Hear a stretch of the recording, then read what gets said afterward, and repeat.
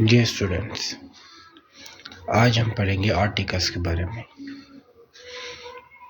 Articles दो तरह के होते हैं और बेसिकली 3 आर्टिकल्स होते हैं, ए, एन और दी। जब हम बात करते हैं ए की, तो articles are small words used before nouns to indicate whether the noun is general or specific. A is used before words that begin with consonants, while an is used before words that begin with vowels. इसमें वो ये बता रहा है कि जो A है वो आर्टिकल है और वो कॉन्सोनेंट्स के साथ यूज़ होता है, जबकि जो एन है वो 5 वॉवल्स के साथ यूज़ होगा।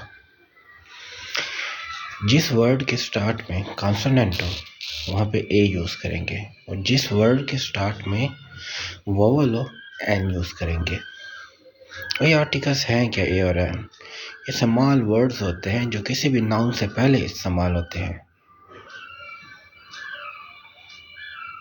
इसमें ये कोई तखसीस नहीं होती या फ़र्क नहीं होता कि जो नाउन है वो ख़ास है या आम है। स्पेसिफिक नाउन होगा तो प्रॉपर नाउन होगा, जनरल नाउन होगा तो कॉमन नाउन होगा। तो ये ए और एन ए फ़ोन के ऊपर भी आ सकता है और ए सैमसंग के सामने भी आ सकता है। इसी तरह से ये ए बुक के सामने भी आ सकता है और ये ए कुरान, ए अल कुरान बुक के सामने भी आ सकता है। वैसे तो चूँकि वो एक यूनिक नेम है कुरान पाक का, तो उसके आगे हम दी आर्टिकल यूज़ करते हैं। जब ये कहेंगे एक कुरान पाक का नुस्खा रखा हुआ है नीचे, ए Quran Pak is placed on the table, इस तरह से यूज़ करेंगे इसको तब। और जब उसको स्पेसिफाई करेंगे the Quran Pak is the holy book of Allah, इस यहाँ पर दी का इस्तेमाल आएगा।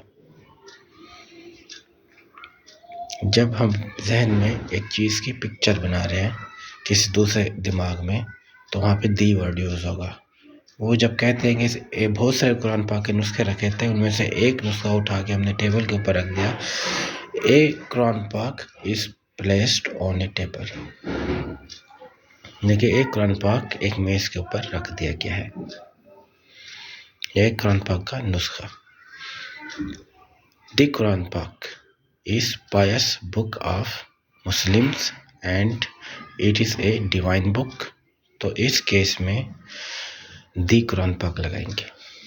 फ़र्क समझ आया दी और ए एन का? अब देखते हैं दी कहाँ पे यूज़ होता है। The is a small word used before nouns to indicate specific noun that has already been mentioned or is known to both speaker and the listener। अभी मैंने जैसे डिफरेंस किया वही डेफिनेशन उसने बोल दिया। देखिए अब दी वो छोटा लफ्ज़ होता है जो नाउन से पहले आता है, एक ख़ास नाउन से पहले आएगा और वो ये कहेगा कि उस चीज़ के बारे में आप पहले से जानते होंगे, ये उस वर्ड के बारे में पहले बात हो चुकी होगी और उसके बारे में जब बात करेंगे तो एक पिक्चर रेस्क्यू यानी कि एक ज़हनी इमेज या ज़हनी शक्ल बन जाएगी, ज़हनी तस्वीर कशी हो जाएगी उस चीज़ की, एक मोशन पिक्चर, एक चलती हुई मूवी चल पड़ेगी कि आपके प्रीवियस तजर्बात में से या पुराने तजर्बात में से जो जिनसे आप गुजरे होंगे, तो वहाँ पे आप दी लगा देंगे। The book on the shelf is mine. जब उसने स्पेसिफाई यहाँ पे बज़ाहिर नहीं किया, एक्चुअली वो कह रहा है वो किताब जिसके बारे में आपको भी पता है, मुझे भी पता है, या जिस किताब के बारे में आप बात कर रहे हो वो शेल्फ में रखी है, जाके उठा लें। The book on the shelf is mine. वो किताब जिसके बारे में तुम बात कर रहे हो वो मेरी है। इसका जो पिक्चर रेस्क्यू है या जो जहनी अक्कासी है वो आपके जहन में भी हो रही है, उसके जहन में भी हो रही है।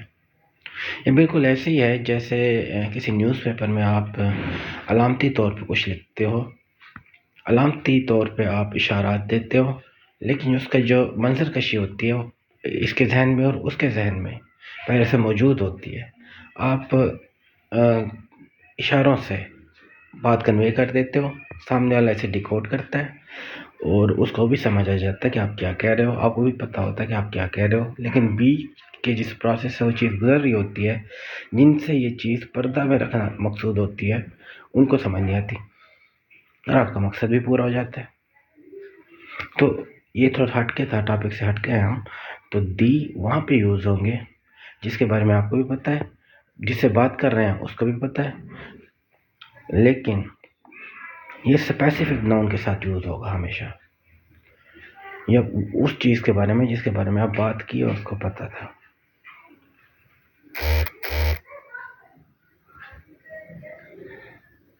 अब ये बताएगा कि ए और एन कहाँ यूज़ होते हैं। ये काउंटेबल नाउन के साथ यूज़ होता है, अनकाउंटेबल नाउन के साथ यूज़ होता है, या एक जैसी चीज़ों के साथ यूज़ होता है, या किसी चीज़ को पहली बार मुतारिफ करा रहे हो उसके साथ यूज़ होगा। अब देखें, आर्मी, चिल्ड्रन, क्लास, क्राउड, ये गिन सकते हैं ना। Something that can be counted is known as countable noun, and those nouns that cannot be counted without use of minute uh, microscopic machines, microscopic devices. Without using those microscopic devices you cannot count them. यानी कि आप microscopic devices को use करके उसे count नहीं कर सकते, उसको माइक्रोस्कोपिक डिवाइसेस के बगैर आप उसे काउंट नहीं कर सकते, और उनको यूज़ करके आप उसे काउंट कर सकते हैं। Advice, cash, data, beef, similar type of things, phone, sheep, Apple. और लास्ट में जो मैं समझाना चाहूँगा आपको, जब कोई चीज़ पहली बार आप मुतारिफ कराएंगे तो ये वहाँ पे यूज़ होगा।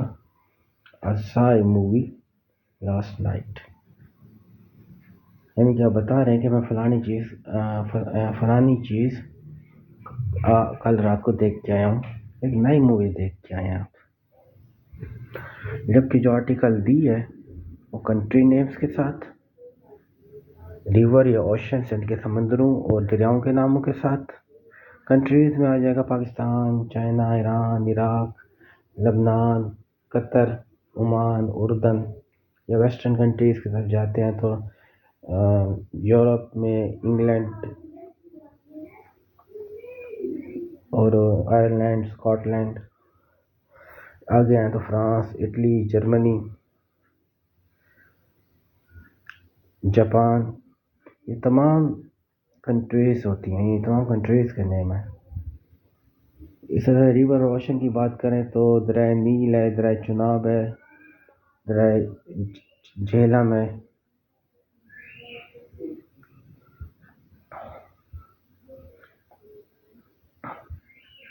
इसी तरह से समंदर की बात करें तो बहर हिंद है, बहर ओकियानूस है, बहर काहिल है, ये Atlantic ocean, Pacific ocean, the Indus और द अरेबियन सी भी कह सकते हैं आप।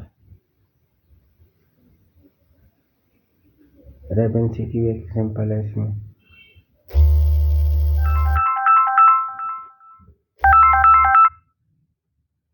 सॉरी, कॉल आ गई थी, sorry. When we mention a object again, the movie was awesome, ये कहाँ पे यूज़ हुआ? जब पहली बार हम मूवी देखने गए, जब देख ली, जब एक बार स्पेसिफाई हो गई, तो जब कोई चीज़ स्पेसिफाई हो गई तो ए आएगा, नहीं डी आएगा। The movie was awesome. A तो तब आएगा ना जब पहली बार कोई चीज़ देखने गए, दा तब आएगा जब देख ली। समझ आया? लॉन्ग और शॉर्ट वोवल साउंड, ये देखिए डॉगी कितनी लंबी, इसका बैली कितना लंबा है, शॉर्ट साउंड में बैली कितना छोटा है। कुछ समझ आ रहा है? तो लॉन्ग वोवल साउंड में आपका ब्रेथ बहुत लंबा खींचते हो, शॉर्ट वोवल साउंड में बैली छोटा हो जाता है, ब्रेथ थोड़ा कम खींचते हो।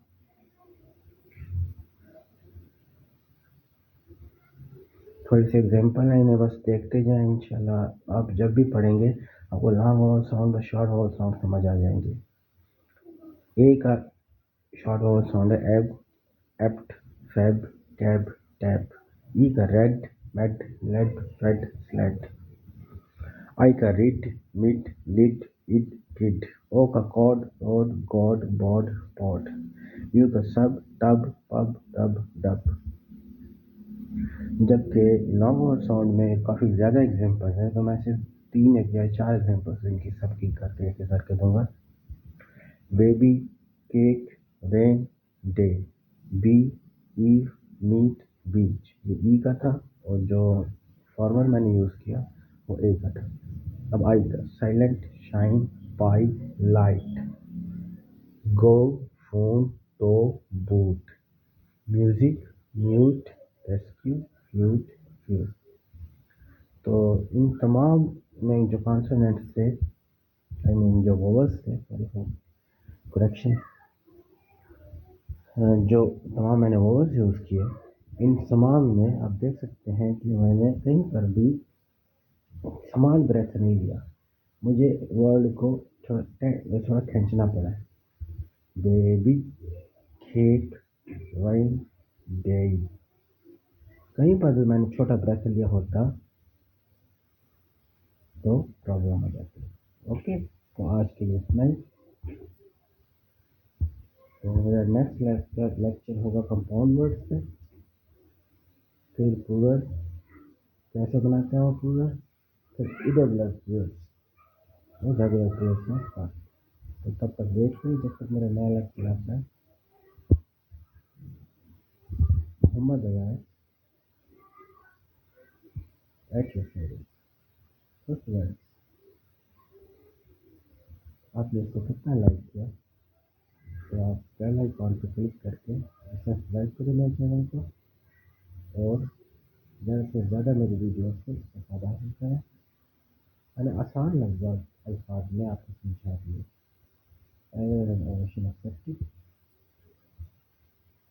और अपनी नई वीडियो फिर पेश करके आपको दोबारा से अपलोड की कर देंगे। Thank you.